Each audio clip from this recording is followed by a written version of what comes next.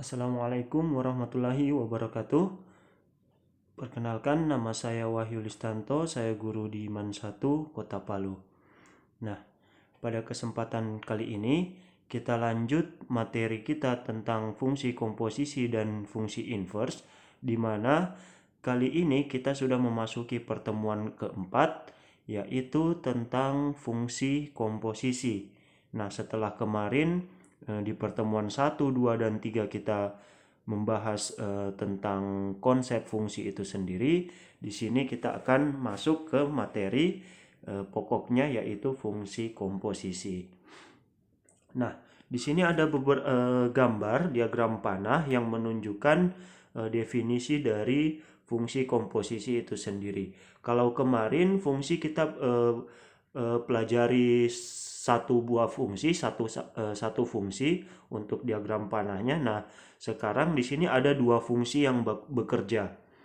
Nah, jadi untuk konsepnya dari fungsi komposisi ini adalah fungsi yang berkelanjutan. Jadi eh, dua buah alat yang bekerja dengan porsinya masing-masing untuk menghasilkan suatu produk. Nah, jadi di sini gambarnya misalkan ada himpunan A, B, dan C, di mana ada elemen X, Y, dan Z-nya. Dari A ke B ada fungsi F yang bekerja.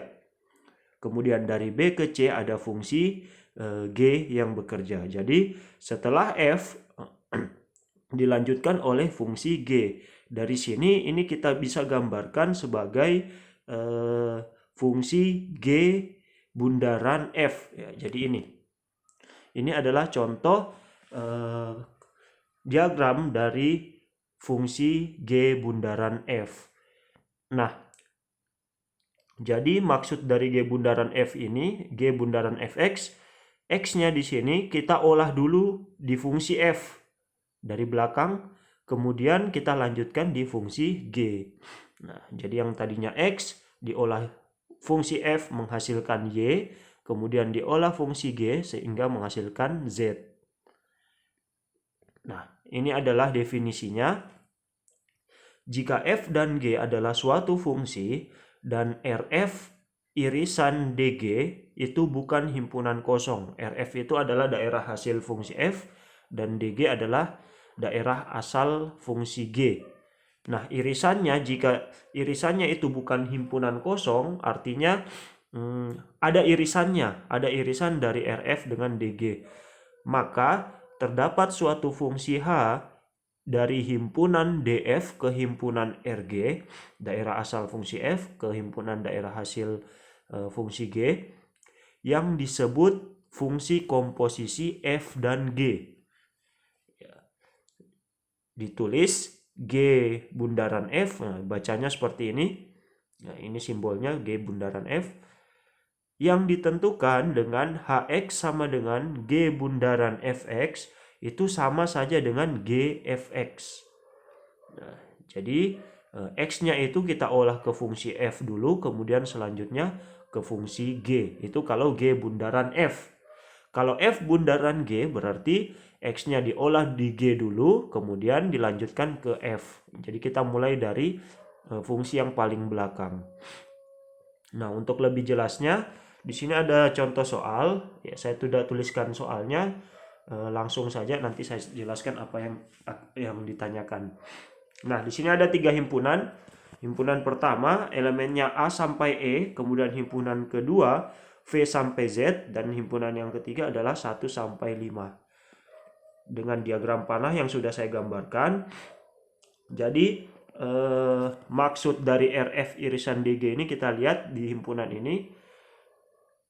Oke, karena G-nya duluan kita tuliskan, berarti RG ya, daerah hasil fungsi G beririsan dengan daerah asal fungsi F.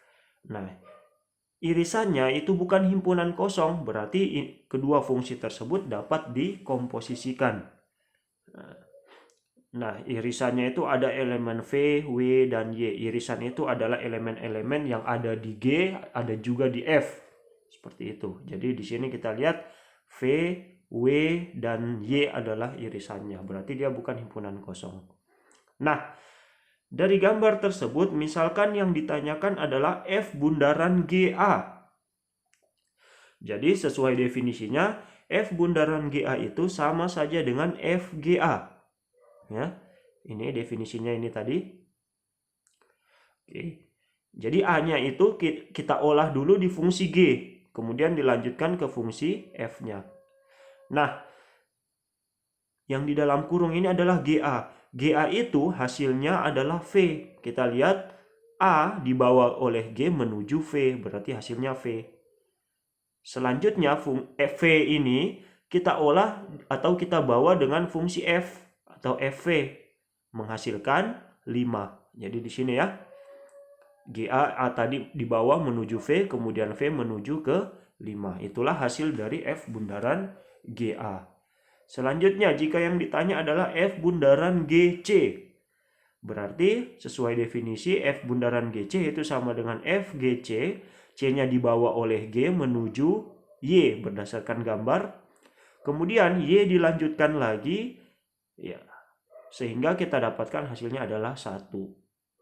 Begitu pula dengan F bundaran GE. Jadi E dibawa oleh G, hasilnya adalah Y. Kemudian FY adalah 1. Oke, jadi seperti itu ya fungsi berkelanjutan. Kita lanjut ke contoh soal nomor 2. Jika fx sama dengan x kuadrat kurang 5 dan gx sama dengan 3x tambah 2. Ya, f dan g ini adalah merupakan sebuah fungsi. Nah, pertanyaannya, berapa nilai dari G bundaran F? 2. Nah, berdasarkan definisi tadi, berarti 2 kita olah dulu ke fungsi F. Jadi di sini dapat G F2. 2 kita olah ke fungsi F, berarti fungsi F yang ini, Fx sama dengan x kuadrat kurang 5, x-nya kita ganti dengan 2. Berarti jadinya 2 kuadrat dikurang 5. 2 kuadrat itu 4, 4 kurang 5 hasilnya negatif 1. Selanjutnya berarti G negatif 1. Negatif 1 diolah oleh fungsi G, yaitu 3X tambah 2. Artinya X-nya kita ganti dengan negatif 1. 3 kali negatif 1 ditambah 2.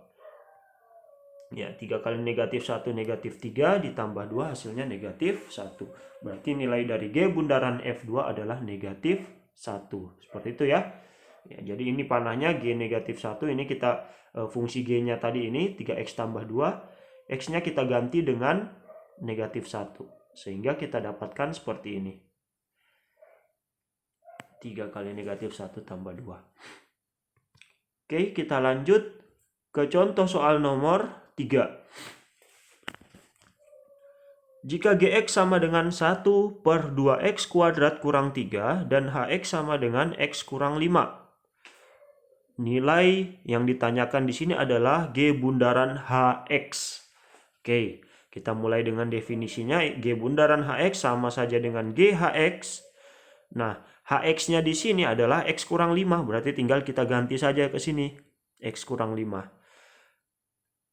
Oke, selanjutnya, karena fungsi Gx-nya sama dengan 1 per 2x kurang 3, dan x yang di sini, ya x yang di dalamnya ini kita ganti dengan x kurang 5. Berarti fungsinya tadi berubah jadi 1 per 2 dikali x kurang 5 kuadrat dikurang 3. Nah, dari sini tadi ya, x-nya kita rubah dengan yang sesuai dengan di dalam kurung, x kurang 5. Nah, tentunya di SMP kita sudah pelajari tentang pemfaktoran seperti ini, perkalian. Ya. A kurang B kuadrat itu sama saja dengan A kuadrat kurang 2AB tambah B kuadrat. Berarti ini hasilnya X kurang 5 kuadrat itu sama dengan X kuadrat kurang 10X ditambah 25. Ya, jadilah seperti ini fungsinya. Kita uraikan selanjutnya, ini kita kali masuk ke dalam. 2 kali X kuadrat, 2X kuadrat. 2 dikali negatif 10X, negatif 20X. 2 dikali 25, hasilnya 50. Berarti 1/2x kuadrat kurang 20x tambah 50 kurang 3. Hasilnya ini 50 kurang 3 bisa kita selesaikan dapat 47. Jadi jawabannya adalah ini. Ya. Nilai G bundaran Hx-nya. Ya, karena di situ X bukan masih memuat variabel, artinya fungsinya juga berarti pasti memuat variabel. Baik, kita lanjutkan. Di sini ada tugas 2, 4 nomor. Tentukan daerah asal dari fungsi fx sama dengan akar 10 kurang 2x tambah akar 2x tambah 14. Ini menentukan daerah asal.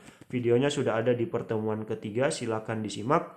Kemudian yang kedua, jika f dan g suatu fungsi yang didefinisikan seperti ini, nah, hitunglah nilai f bundaran g negatif 2 dan g bundaran f negatif 2. Apakah keduanya memiliki nilai yang sama? Buktikan. Maksudnya buktikan ini kalian cari hasilnya itu dengan perhitungan. Ya. Jadi kalian buat 2 seperti itu, kemudian nanti simpulkan apakah nilainya sama atau tidak. Berdasarkan fungsi f dan g pada soal nomor 2, tentukan semua r g bundaran f. Ya, kemarin sudah diketahui kalau simbol r ini berarti yang dimaksud adalah daerah hasil. Daerah hasil G bundaran F. Jadi yang kalian cari sini adalah G bundaran F. Untuk setiap daerah asal, nah daerah asalnya diketahui nih 0, 1, 2, 3. Sekarang kalian cari daerah hasilnya. Kemarin sudah ada di pertemuan pertama. Ya.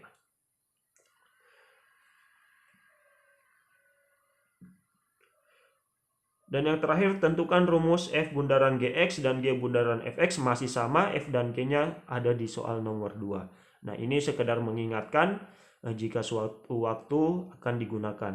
A tambah B kuadrat itu hasilnya seperti ini, A kurang B kuadrat itu hasilnya seperti ini. Baik, untuk pertemuan 4 kali ini kita cukupkan sampai di sini. Semoga bermanfaat. Jika ada yang belum dipahami silahkan ditanyakan di kolom komentar atau bertanya pada kontak yang sudah dibagikan. Wabillahi taufik wal hidayah. Assalamualaikum warahmatullahi wabarakatuh.